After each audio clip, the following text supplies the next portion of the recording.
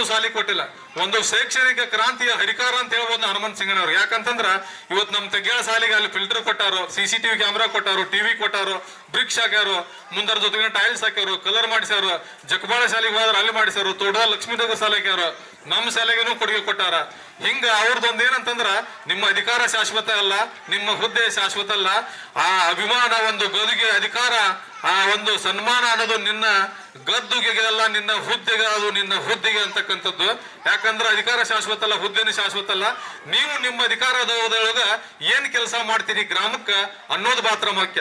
ಇಷ್ಟು ಒಂದು ಸಣ್ಣ ವಯಸ್ಸಿನಾಗ ಸೇರ್ಕೊಂಡು ಒಂದು ರಾಜಕೀಯ ಒಂದು ಪಕ್ಷ ಕಟ್ಟುವಂದ ನಮಗಿಲ್ಲಿ ಯಾವುದು ಕಾಂಗ್ರೆಸ್ BJP ಪಕ್ಷ ಇಂಪಾರ್ಟೆಂಟ್ ಅಲ್ಲ, ಅವ್ರು ಮಾಡಿರ್ತಕ್ಕಂಥ ಕಾರ್ಯಗಳು ಇಂಪಾರ್ಟೆಂಟ್.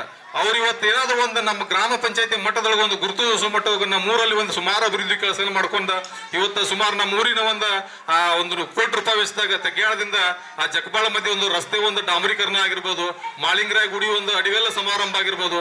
ಆದ ನಂತರ ಮುಂದೆ ನಮ್ಮ ಇನ್ನು ವಿದ್ಯುತ್ ಒಂದು ಇದು ಯಾವುದು ಹರ್ ಘರ್ ಜಲ್ ಅಂತಕ್ಕಂಥ ಪ್ರತಿ ಮನೆಗೆ ನೀರಾವರಿ ಸೌಲಭ್ಯನ ಕೊಡೋಗಿರ್ಬೋದು, ಮುಂದ ಇದು ಪ್ರತಿ ಮನೆಗೆ ವಿದ್ಯುತ್ ಅನ್ನು ಕೊಡುವಂತ ಸಂದರ್ಭ ಆಗಿರ್ಬೋದು, ಶೌಚಾಲಯ ಕೊಟ್ಟಿರುವಂತಂದ ಎಲ್ಲಿ ಹೋದ್ರೂ ಒಂದೇನಂದ್ರ ಒಂದು ಪ್ರಯತ್ನವಾದಿ.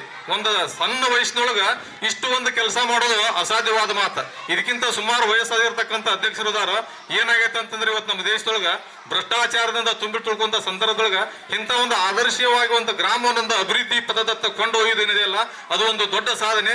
ಅದಕ್ಕೆ ಅಂತ ಒಂದು ಅಧ್ಯಕ್ಷರ ಒಂದು ಏನಂತಂದ್ರೆ ಹಿಂದಿನ ಸಾರಿ ಒಂದು ವರ್ಷಕ್ಕೆ ಅವ್ರು ಅಧ್ಯಕ್ಷರಾಗಿದ್ರು.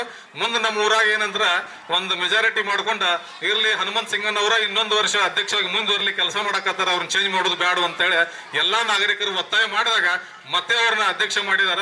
ಇನ್ನೊಂದು ವರ್ಷ ಅಧಿಕಾರ ಹೋಗುತ್ತೆ. ಇನ್ನು ಒಂದು ವರ್ಷದಾಗ ಎಷ್ಟು ಸಾಧ್ಯ ಐತ್ಲ ಅಷ್ಟು ಒಂದು ಕೆಲಸಗಳನ್ನ ಹನುಮಂತ ಸಿಂಗನವರು ಅದ್ರ ಜೊತೆಗೆ ಅವರ ಬೆನ್ನೆಲುಬಾಗಿ ನಿಂತಿರ್ತಕ್ಕಂಥ ನಮ್ಮ ಅಶೋಕ್ ಕಂಕಣಿಯವರು ಅವರು ಅಂತಾರ ಒಂದು ಚಡ್ಡಿ ದೋಸ್ತ, ಅವ್ರನ್ನ ಬಿಟ್ಟು ಅವ್ರು ಇರ್ಲ, ಅವ್ರನ್ನ ಬಿಟ್ಟು ಅವ್ರು ಇರ್ಲ, ಒಂದು ಕುಡ್ಕೊಂಡ ನಮ್ಮ ಗ್ರಾಮ ಪಂಚಾಯತ್ ಏನೋ ಭಿನ್ನಾಭಿಪ್ರಾಯದಿಂದ ಒಗ್ಗಟ್ಟಿಂದ ಕೆಲಸ ಮಾಡಿ ನಮ್ಮ ಊರಿನ ಒಂದು ಇನ್ನೂ ಉನ್ನತ ಮಟ್ಟಕ್ಕೆ ಹೋಗಬೇಕು ಅಂತಕ್ಕಂಥದ್ದು ನಮ್ಮೆಲ್ಲರ ಒಂದು ಕಲ್ಪನೆ ಮತ್ತು ಆಶಾಭಾವನೆ. ಅದೇ ರೀತಿಯಾಗಿ ಇನ್ನು ಒಂದು ವರ್ಷದಾಗ ಎಷ್ಟು ಸಾಧ್ಯಕತಿ. ನೀವು ಏನಾದ್ರೂ ಗುಡಿ ಕಟ್ಟಸರಿ ಗುಂಡಾಡಕ ಹೆಸರು ಅದು ನಮ್ಗೆ ಗೊತ್ತಿಲ್ಲ, ಆದ್ರ ಶಾಲೆಗಳಿಗೆ ನೀವು ಎಷ್ಟು ಒಂದು ದೇಣಿಗೆ ಒಂದು ಅಂಬೇಡ್ಕರ್ ಒಂದು ಮಾತನ್ನ ಹೇಳಿದ್ರ ನಮ್ಮ